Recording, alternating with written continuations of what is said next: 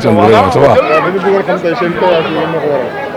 Bon, c'est une taxawaay fii bon je peux dire que même obligation morale pour la mairie de soutenir un enfant de la Médina. Et dans tous les secteurs la mairie intervient tey jii bu waree intervenir ci sport bi jaaree ko ci ku mel ni Diène dafa jaadu parce que Diène c'est un jeune méritant donne un symbole dans ce quartier donne icône dans ce quartier donne exemple pour les jeunes par sa comment dirais-je sa politesse d'abord. loolu gox boo xam ne man dama ko naw trop parce que dañ ko yar te lii mu nekkee tamit gëm na ko bëgg na ko il a bien repris le flambeau de son père moo tax vraiment tey jii le conseil municipal de la Médina et à sa tête le maire Bamba Fall a décidé de l'appuyer comme il l'a toujours fait avec les équipes au niveau de la Médina. Bon, délégation, il y a beaucoup de conseillers pratiquement qui étaient là pratiquement tout à l'heure, tous les conseillers. La dernière fois aussi, presque la moitié du conseil municipal était là. Vraiment, c'est une affaire où toute la Médina se sent concernée. Parce qu'à travers les conseillers, c'est la voix de la Médina qui tonne. Aujourd'hui, je peux dire que tey jéem bu gisee mobilisation bi ñu mobiliser rek war na xam ne tey jii Médina est de ci ginnaaw. Bon, t-shirt yi je crois c'est autour de 300, je crois 300 t-shirts. Sans compter am na yenn t-shirt yi mu joxe aussi au niveau des supporters mais dañuy dafa jox équipe bi d'abord. Les tickets, ça fait 200 tickets d'entrée qu'il a donné aussi. Et aussi au niveau de la mairie, am na yenn tickets yi ñu joxe tamit pour tous les sympathisants, tous les supporters aussi de Diène Kaïré. Vraiment c'est une mobilisation générale vraiment. waaw gis nañ moom mu delloo leen njukkal. jëlaat 50 tickets joxaat ko.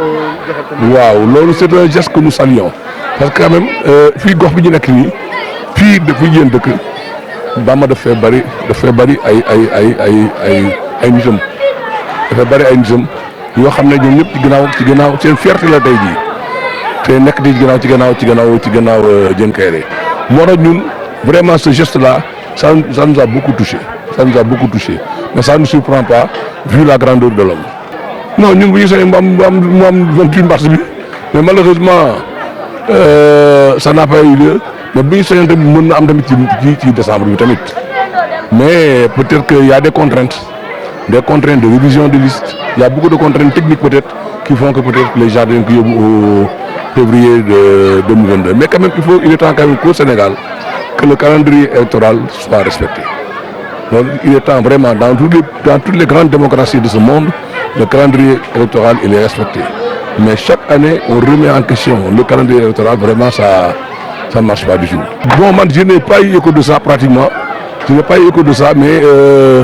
si bu ko defee tamit erreur la aussi quoi parce que terrain Jaraaf il faut que ñu xam ne c'est un patrimoine pour les jeunes de la Médina man mi wax yow j'habite à 50 mètres du terrain.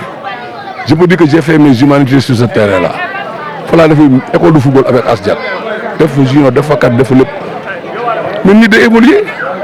On doit tendre vers l'évolution.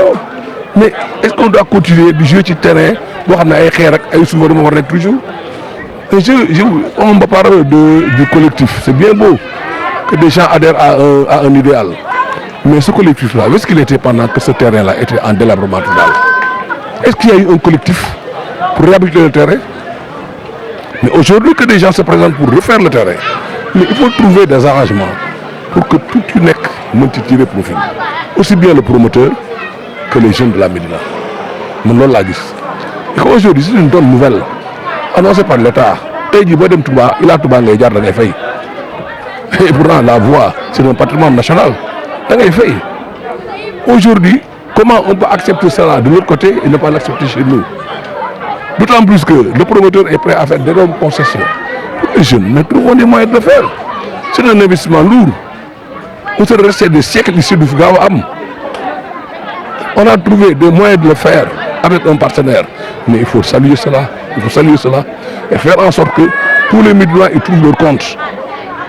Et je pense qu'aujourd'hui, cette entreprise-là a été initiée sur la base d'une délibération. Moi, j'étais présent. C'est sur la base d'une délibération qui a été faite et qui a été exécutée. Je suis étonné que d'entendre dire qu'il n'y a pas de délibération. Mais si, j'ai été témoin de cela. La première réunion qu'on a tenue avec le promoteur, j'étais présent. La réunion avec les ASC, j'étais présent.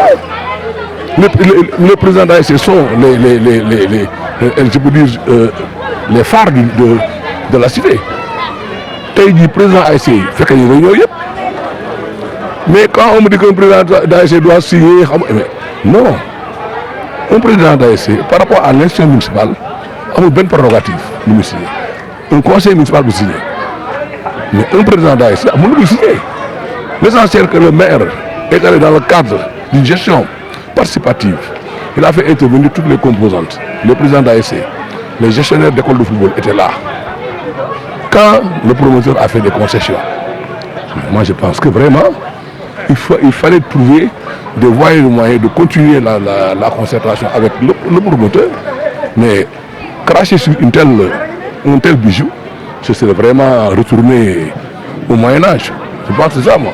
Vous avez vu la liste? Ils sont noyés comme mon noyé. Mais ça, c'est une évidence, ça. C'est une évidence. Cette entreprise-là, ce projet date de 2014. Date de 2014. Est-ce que vous pouvez assurer que Martin était là et signé? Mais vous n'avez pas vu la liste qui a été publiée? Vous n'avez pas vu la liste qui a été publiée? Est-ce qu'on met son nom sur une liste? Bon, il n'était pas présent. Ah, ça vraiment, ça me dépasse. Ça vraiment, ça me dépasse. Être présent et ne pas signer, ça me dépasse parce que vraiment, moi, ce que j'ai vu, ça a été voté. Et je crois que la loi du nombre a compté.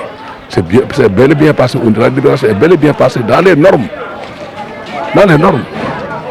Bon, maintenant, dans un contexte d'hostilité politique, les gens piétinent tout. Mais moi, je suis vraiment étonné parce que moi, l'intérêt de la Médina. Nous avons encore terrain de Jaraaf. Nous avons 4 équipes entraînées. Ces équipes sont bien identifiées. Chaque fois qu'on s'entraîne un mois, le terrain fait dialogue d'or. Pendant 7 mois, l'eau est là. Quel est le collectif qui a fait en sorte pour dégager cela? C'est les ASC des fois qui se cotisaient. Mais aujourd'hui que la mairie en a fait sa priorité, trouver un partenaire pour travailler et faire en fait que la jeunesse médinoise puisse s'épanouir. Mais trouvons un cadre de quoi? Tu vas à Niary Tally, ils ont un terrain. L'ASC Niayes paie le terrain de Pikine à Sandiego. L'ASC Niayes paie le terrain de Pikine pour jouer. Mais ça c'est logique. C'est la nouvelle donne aujourd'hui. C'est la nouvelle donne. Va au péage, tu payes. Et pour c'est le route nationale. C'est ça qui est logique. C'est ça qui est logique. Voilà, merci. kontaan nañ ci lool écurie bi staff bi ñëpp a ci kontaan parce que Bamba bu ñëwee ñu sollicité ko dem wax ak moom premier jour lan la ñu wax lépp lu ngeen bëgg lu ma mën danaa ko ci def loolu kum doyul dara du la doy bi ñu ñëwee wax ko suñu besoin li ñu bëgg lépp dafa ne dinaa defar t-shirt dinaa joxe billet dinaa joxe xaalis jàppale leen ci saayir ak ci baatin vraiment man ñi leen fa yóbbu j'étais très content parce que je suis maire comme lui mais en tant que maire comme lui mu sagal ma sag bu mel noonu ci biir mbooloo mi ci écurie bi xam ne dañ ko teg sama loxo mu bëgg écurie bi passé fi mu nekkoon parce que dama ne Médina la ñu bokk ñun ñëpp fii Bamba Fall moom la yàlla def muy le premier magistrat ku mu neex ku mu naqari même soo àndul ak moom yàlla loolu la def ci bunt bi la ñuy jaar man lépp lu may départ ku fi nekk ci bunt bi laay jaar su ma àndee xale yi bi ñu jaaree ci bunt bi nag yàlla def na vraiment trouvé nañ caabi bi Bamba a tout fait defal nañu lépp sant nañ ko gërëm nañ ko sant conseil bi sama moroomu conseil yi fi nekk yëpp maa ngi leen di sant di leen gërëm parce que taxawu ngeen ñu taxawu ngeen écurie bi taxawu ngeen ma man mi bokk ak yéen conseil bi su fekkoon ne tey dañu woote kenn ñëwul ci yéen vraiment daañ xalaat ne man mi aw ma benn njariñ mais maa ngi sant yàlla di leen gërëm Diène nag amul fu muy yem ci gërëm ci yéen Diène Kaïré xale bi moo ma ne ci làmmiñam papa mu ne ma c'est pas la première fois lu ma mas a def Bamba ngi ci biir lu ma mas a def Bamba ngi ci biir loolu nag ku mu doyul dara du la doy Bamba daal na xam ne Diène mooy doomam Médina nag moo xewle tout le conseil bi fi nekk conseil municipal yi fi nekk yëpp Diène seen doom la papa ma ngi nii dafa fab lépp teg ko ci sama loxo bi mu ko tegee sama loxo dama koy ànd bokk xale yi parce que du cër buñ la jël rek jox nga bëgg ko téye yow kenn dama ko sépa séddoo ak waa Médina yëpp ku ci mën jàpp woo naa la pour nga jàpp ci bis bi kontaan nañ trop ci li Bamba def jox nañu 200 tickets jox ñu 200 t-shirt mais ci biir 200 t-shirt yi 200 tickets yi dama woo Diène waxtaan ak moom ne ko Diène Bamba dafa am ñu ko wër ñu bëree bari joxe na ba sonn te bis bi bisam la yow looy dimbalee Bamba mu ne ma papa xam nga lu may def jëlal 50 tickets dagg ko ci ticket yi joxal ma waa kër Bamba Diène moo ma wax lool Diène Kaïré moo wax lool nay dégg seen bopp mu ne naa dagg 50 tickets jox ko waa kër Bamba ñu yóbbaale ko teraanga rek ko koy faj kontaan nañ trop monsieur le maire boo demee nga ne maire fii moom Médina écurie bi moom amul dara luñ koy wax macha allah yàlla na ko yàlla defal lu mu bëgg ndam li ñuy wut nag yàlla nañ ko yàlla may. jërë ngeen jëf.